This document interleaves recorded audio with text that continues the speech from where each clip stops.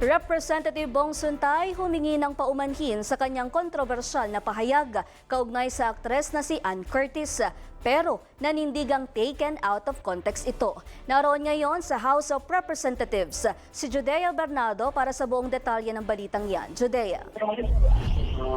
The analogy was purely taken out of context. Pero nagsisisi ako na may mga nasaktang kababaihan. Ganito humingi ng tawad si Quezon City 4th District Representative Bong Suntay sa aktres na si Ann Curtis at sa mga anyay na offense sa kanyang analogy kaugnay ng imahinasyon nito sa aktres na itinilig niyang iugnay sa kontrobersyal na pagbabanda ni Vice President Sara Duterte sa buhay ni Pangulong Ferdinand Bongbong Marcos Jr.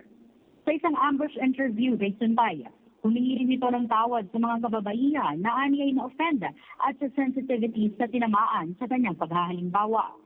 Binigyan din ng mambabata na walang mali siya ang intensyon ng kanyang mga pahayag dahil ang layunin ng kanyang analogy ay bigyang punto na ang desires at imagination ay hindi sapat para ituring na impeachable offense. Kagaya sinabi ko kay Ann, that analogy was not meant maliciously. It was an analogy based dun sa konteksto ng pagdinig dito. It may have been in bad taste for some. I apologize kung meron tayong mga sensitivities na tinamaan, but that was not the intention. The intention was to make a point na usually, oftentimes, statements are taken out of context and conclusions are made.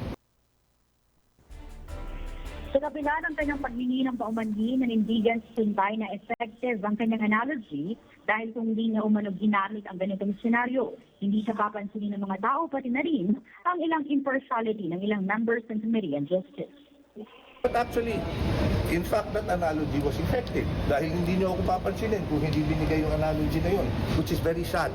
Dahil ang dami kong statement binigay with regards to impartiality ng mga members ng committee, pero walang napansin naman po namin.